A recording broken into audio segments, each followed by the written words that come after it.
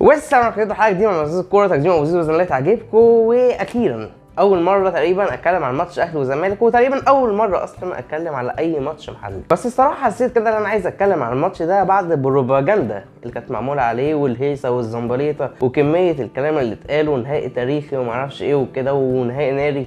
بس بعد كل ده طلع بلح. حتى قبل كده مثلا لما يكون في ماتش كنا نحس ان هو ما فيهوش كوره، ماتش ممل، كنا مثلا بنلاقي فيه روح زياده، تشحنات، تعاركات من اي جنب من الجنبين، بس حتى ده برده ما كانش موجود. بس الصراحه بقى اليوم ابتدى بدايه غريبه، يعني سيبك بقى من شغل الاضاءه بقى اللي كان موجود. هو الصراحه كان حاجه لذيذه جدا، هو ما كانش حاجه ولا فخمه قوي ولا حاجه نقول عليها وحشه، بس هي كانت حاجه لطيفه يعني قدموا بيها كاس مصر وكده، فماشي قلنا على الاضاءه يعني حاجه لذيذه. وبعد بقى الاضاءه سمعنا جمهور الاهلي عمال بيغني اغنيه على الحلوه والمره معاه، وحرفيا الجمهور كان بيهز الجبال. كانت حاجه جميله جدا جدا ان الجمهور كله في صوت واحد ومنسجم بيغني الاغنيه دي، حرفيا كانت بتهز الملعب. وبعديها بقى خلينا كده نسمع الهضبه عمرو دياب لما كان نزل قبل الماتش عشان يقدمه. طبعا عمرو دياب بدأ كده بالاغاني بتاعته العاديه، يعني خلينا ننبسط، تقريبا هي دي ليها علاقه بالحدث، من بقيه الاغنيه ملهاش اي علاقه. وكنا بنشوف حاجه غريبه كده مع عمرو دياب الصراحه، ان كان كل ما يجري خطوتين، هو ما شاء الله طبعا عليه ان هو يعني لف الملعب كله، بس كنا بنشوف كل ما يجري خطوتين كنا بنشوف البنطلون بتاعه ايه بيقع يعني. والله انا مش عارف مش عارف ايه المنظر ده. يعني كل ما يجري خطوتين هوب البنطلون يتزحلق منه يروح رافعه، هوب البنطلون يتزحلق منه يروح رافعه. فيعني اتكررت كتير قوي في الحفله، يعني انا مش عارف الموقف ده بيحصل لنا كلنا، يعني مفيش حد قبل كده مثلا بنطلون مثلا ما كانش بيتزحلق منه ولا اي حاجه. يعني الموقف ده صراحه هو لا يحصد عليه، يعني كلنا عانينا منه. بس احنا بنتكلم لما يكون في حدث كبير زي ده، فنان زي عمرو دياب، حرفيا عمرو دياب يعني بالسنتوفه مفيش تفصيله بيعديها. كمان اللوك اللي هو عامله يعني حاجه جامده الصراحه، يعني اخر روقان. هو مثلا ما نساش مثلا ان هو يصبغ شعره اصفر، ولا يضرب الطقم الشيك البرمودا ده، ولا يظبط دقنه. بس الناس اهم حاجه ان هو يلبس حزام. مش مهم، خلينا سيبنا من عمرو دياب، خلينا نخش في اجواء الماتش اكتر. وطبعا بقى كان في حاجه غريبه قوي كده، يعني أنا المشهد بقى ايه بتاع مورينيو. المشهد بتاع مورينيو هو داخل الملعب ماسك الكاس بيقدم كاس مصر، ورونالدو البرازيلي لابس تيشيرت الاهلي وتوتي لابس تيشيرت الزمالك. دي بقى ايه مش عارف. يعني تحس مثلا في جليتش، تحس في حاجه غلط، في حاجه مش مظبوطه، في مش عارف يعني تحس. يعني كان مكتوب على النت ده كانه باتش البيس 2006، بس فعلا حاجه يعني غريبه، احنا فين وانتوا فين؟ تحس ان احنا في الميتافيرس كده وصلنا وبنجيب الناس دي لكاس مصر. حاجه مش عارف. حاجه يعني حاجه غير منطقيه خالص. بس على فكره برضو توتي يعني كان لابس تيشيرت اصلا الاهلي قبل كده، كانت بنت ميشيل ليانكون كانت منزله صوره معاه، بس قالوا له بص بقى يا معلم، يعني لازم بقى ايه، يعني في نادي الزمالك لازم ايه يعني نراضيهم برضو، يعني ما ينفعش كله يبقى مع الاهلي. ومورينيو برضو راح وقف معاهم وكده، فقالوا له معلش يا توتي ايه هنجيب لك تيشيرت الزمالك كده، ايه تعال على نفسك يا معلم، تعال على نفسك، بس ايه هي صوره ويلا بينا.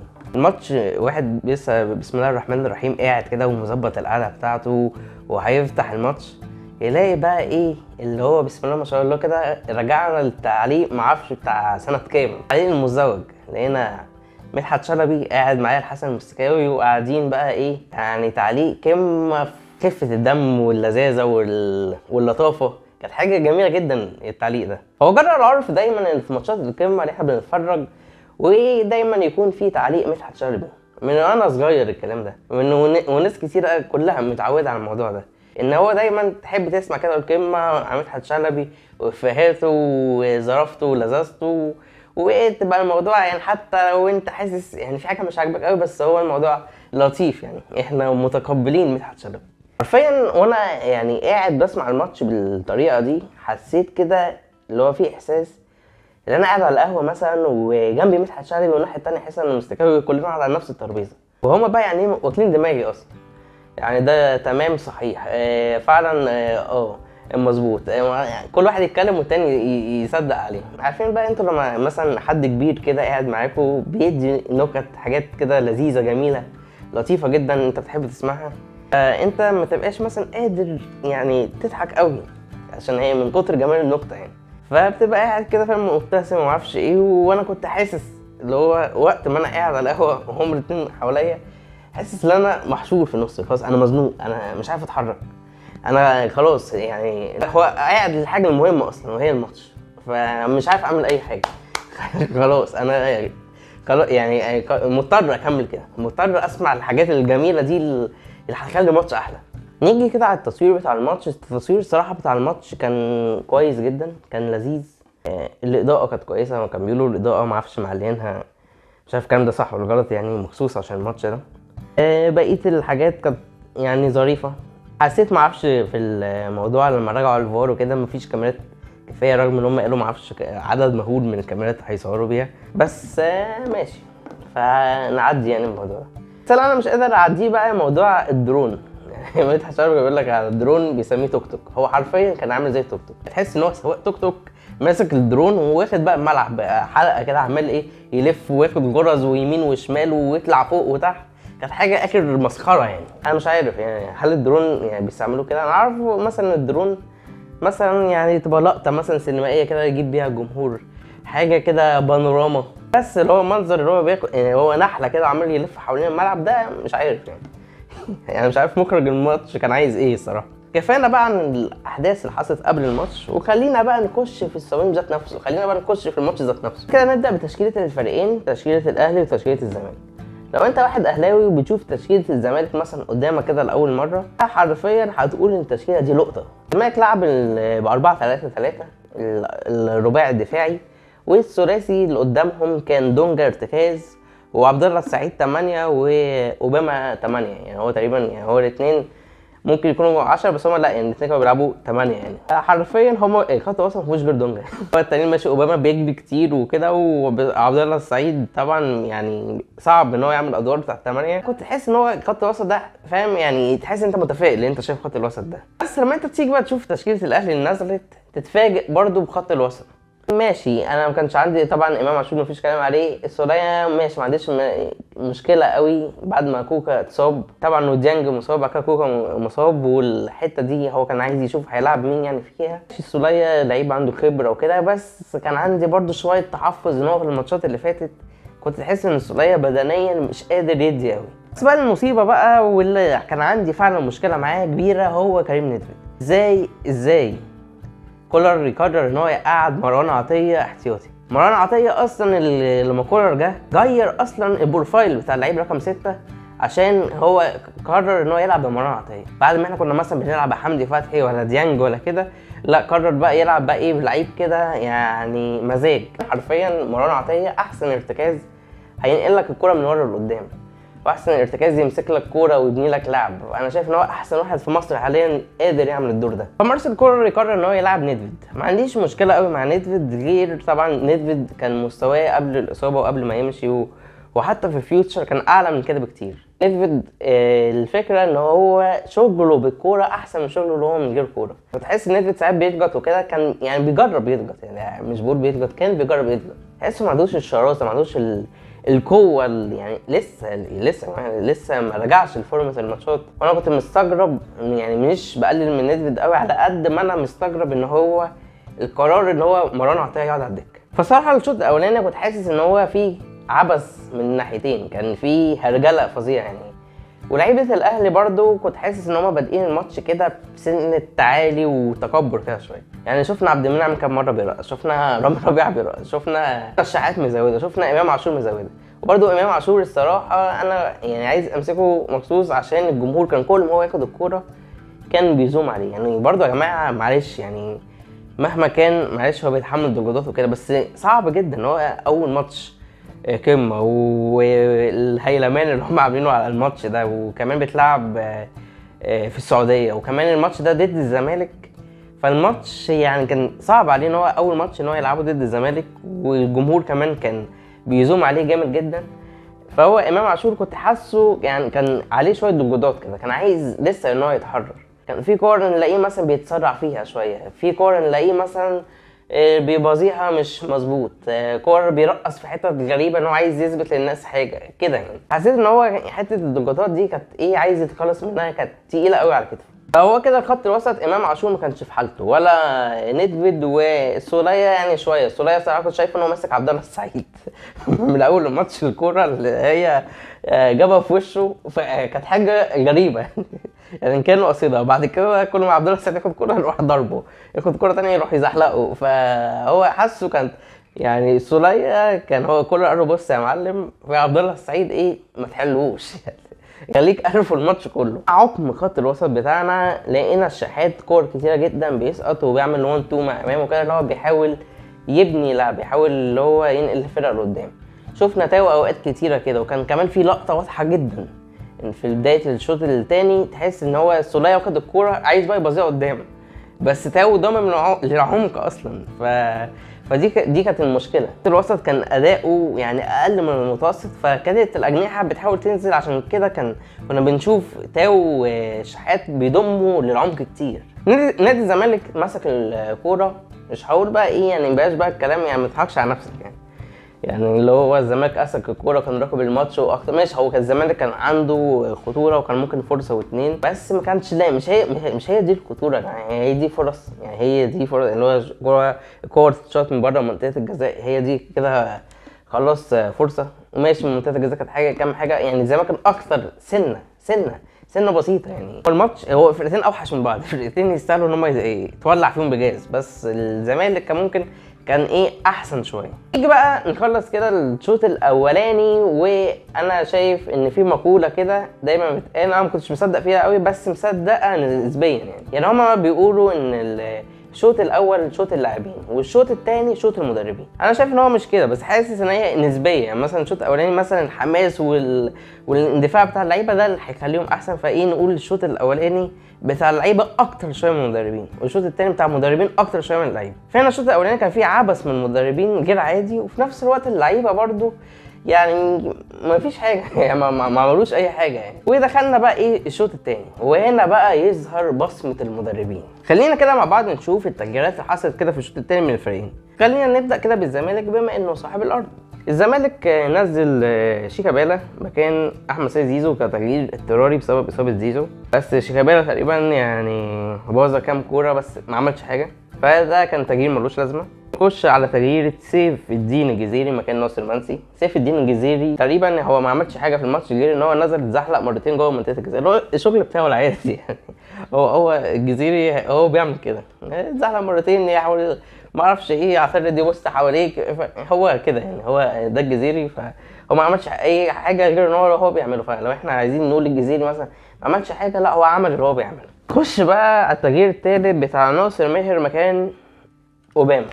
صراحه ناصر ماهر عمل شغل كبير جدا. ناصر ماهر كان هو اكتر واحد نزل، تحس ان هو كان قادر يعمل حاجه، عمل كذا عرضيه، كان ياخد الكوره ويتحرك ويتطرف ويدي عرضيه. فصراحه يعني ناصر ماهر كان عامل خطوره يعني. شايف ان هو ده كان اهم تغيير عمله جوميز مدرب الزمالك. واخر تغيير بتاع سامسون اكينولا ده طبعا يعني ده في الاخر ملوش اي 30 لازمه يعني. بالنسبه بقى نبص لتغييرات مارسيل كولر، هو كان عمل 3 تغييرات مع بعض، نزل مروان عطيه وقفشه وعمر كمان مكان السوليه وبيرسي تاو ونيدفيد. 100 انا اتظبطت في خط الوسط. مروان عطيه قطع كذا كوره وكان هو السبب في الجون الثاني، والكوره كانت في التحام هوائي، كان امام مش فاكر صراحه كان مع مين يعني، عمر جابر تقريبا. بعد كده راحت وصلت لمروان عطيه هو اللي ضغط وبوظ الكوره وكان سبب في سدد الكوره في الجون الثاني. تغييرات عمر كمال الصراحه كانت يعني بالنسبه لي علامه استفهام. عمر كمال مش عارف حل مثلا يعني صراحه محمد هاني مش عارف جاب اخره. محمد هاني يعني كل ماتش بقى كده، هو اللي قدامه مثلا مش بيرقصه، اللي قدامه بيفكر يرقصه بس يعني بيعمل له كده خلاص عدى من محمد هاني. فهل هو مثلا فكر ان هو ينزل عمر كمال قدامه؟ بس قلت يعني هو طالما هينزل عمر كمال الجناح يعني اكيد كل الناس فكرت كده، اللي هو ليه ما نزلش مثلا رضا سليم، ليه ما ينزلش كريم فؤاد طاهر يا عم، لا قرر ينزل عمر كمال. هل نزله مثلا كانه كباك مع محمد هاني مثلا يقفله الحته بس مصطفى شلبي؟ الصراحه كان عامل خطوره كبيره جدا، فمش عارف هو يعني التفسير بتاعي لحد دلوقتي هو كده، مش لاقي تفسير تاني. طبعا اكرم توفيق وموديست يعني ده ايه تغييرين كده في الاخر كده ملهمش لازمه برضه، زي تغيير سامسون اكينولا يعني كان مجرد تامين وتغيير كده يعني في الاخر. بس هنا بقى ظهرت شغل المدربين، يعني بعد ما الشوط الاولاني كان شوط اللاعبين اكتر من هو مدربين، واللعيبه ما عملوش حاجه، قرر المدربين يظهروا. قرر مارسيل كولر بتغييراته، محمد مجدي قفشه ما كانش اهم تغيير، محمد مجدي قفشه جاب جون وصنع جون. قفشه بقى جاب كمان الجون بقى ركنها ايه ركنه معلم. وقفشه الصراحه يعني من ضمن اللعيبه اللي انا بحبها، يعني رغم ان هو مثلا ساعات تحس ان هو بيفكر شويه في نفسه وعايز يجيب جوان يعني وكده، بس هو عموما من اللعيبه اللي هي اخلاقها جميله جدا يعني كان بعد ما كان مروان والده توفى كان برضو فضل معاه، وبرضو المره دي كوكا برضو راح قفشه برضو فضل معاه وبيدعمه كده. فالصراحه يعني بيعمل مواقف جميله جدا. مروان عطيه كان السبب في الجون الثاني، وكان ادى انتعاشه جامده في نص الملعب. بتاعت عمر كمال برضو فيها فكر. هنا بقى ظهر تغييرات كولر وقراءته الكويسه جدا للماتش، وهي دي حرفيا دي الحاجه اللي فرقت، والاهلي قدر يكسب الزمالك ويفوز باللقب ال 39 في تاريخه.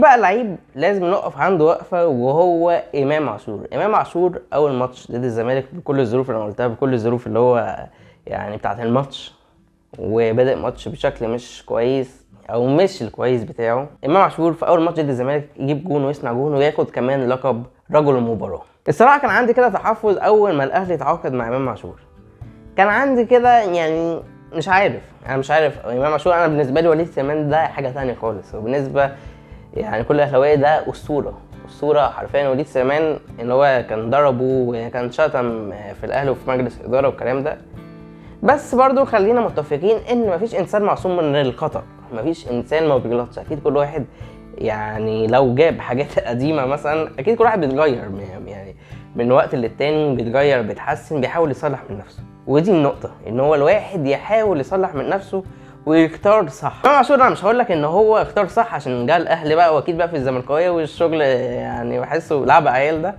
لا امام عاشور صح طبعا قرار ان هو جه الاهلي، المكان اللي هو هيقدر يكسب فيه بطولات وكمان الناس هتقدره وكده. بس برضو انا ده بالنسبه لي مش هو عمل الصح في كده. امام عاشور عمل الصح ان هو قدر يصلح من نفسه، جه الاهلي التزم، جه الاهلي ما شتمش ما طلعش اي حاجه منه، ودخل خلاص هو اللي هو الراجل خلاص قرر يلتزم. واتمنى ان هو الكلام ده يعني ما يبقاش انا بقوله عشان اول فتره كده، اتمنى ان هو طبعا يفضل ملتزم الفتره كلها لما يكمل مع الاهلي. هنا بقى انا عايز اعمل وجه مقارنه، فرق ما بين لعيب بيصلح من نفسه وخلاص اللي هو الموضوع بتاع الجمهور والشو والحاجات دي خلاص مش مهمه بالنسبه له، وهو يركز على نفسه هو. وفرق بين لعيب تاني زي شيكابالا بعد الماتش معرفش بيشاور على الساعات، بيعمل اشارات غريبه جدا. يعني احنا شايفين راح للجمهور والناس المسؤولين اللي بيحاولوا يعني يوقفوه، يعني برضو منظر قدام السعوديه وكده يعني. فانا مش عارف هي الصراحه العقليه امتى هتصلح، يعني ده فرق بين واحد عقليته اتصلحت وخلاص شوف لما التزم وغير من نفسه ومشى في طريق الصح، وده فرق ما بين واحد خلاص هيفضل كده، هيفضل هو طول حياته خلاص بيحاول يعني يأثر نفسه مثلا بالحركات دي مع جمهور الزمالك وكده، يحاول يخلق اسطوره من فراغ. يعني قصده مثلا ساعات يعني بفلوس، مثلا الجون كان اوفسايد، يعني هو بعيدا طبعا ان الجون صح، بس الصراحه يا جماعه انا شفت تركي آل الشيخ، يعني اكيد كلكم شفتوه، منظر تركي آل الشيخ بعد ما الاهلي كان جاب الجون والجون اتلغى، بص كده بصه لابس النضاره بتاعته كده وبص ايه يعني تخوف. فقرر بقى ايه ان هو يدي كده تليفون للانسات الفاضلات اللي في غرفه الفار والحكم وكده، قال لهم يا جماعه الجون ده يتحسب يعني يتحسب، قال لهم هو كده الجون ده يتحسب يعني يتحسب. فبعد كده قرروا يراجعوا، اخدوا وقت ايه بيمثلوا بقى وكده ايه بنشوف ونعمل خط وكده، بس ايه في الاخر عملوا خط اي كلام يا عم وحسبوا الجون. وكل ده عشان تركي آل الشيخ يحتفل مع فريقه اللي هو بيشجعه، يعني هو موضوع بفلوس فعلا، هو شكل الموضوع فعلا واضح ان هو بفلوس. وكمان بقى ايه الجون بقى التاني جه، يعني بس يعني مثلا الكلام ده مثلا يتقال لو الماتش خلص بجون واحد، يلا في جون بقى تاني جه وتركي آل الشيخ بقى كمل بقى المسرحيه اللي هو عاملها واحتفل جامد جدا، والاهلي فاز بكاس مصر. بس برضو في النهايه احب اقول ان ده الكاس كاس والنهائي نهائي، واللي يقدر يكسب يكسب، واللي بيقدر يكسب كسب. العمالقة كبير الكبار تمرس النهائيات النادي الاهلي بخبرته وحنكته، وكمان دي لعبته، يقدر يفوز بنهائي كاس مصر للمره ال 39 في تاريخه. اتمنى يكون الفيديو عجبكم. اهم حاجه ما تنسوش لايك وشير وسبسكرايب، وجديد ان شاء الله، والسلام عليكم ورحمه الله وبركاته.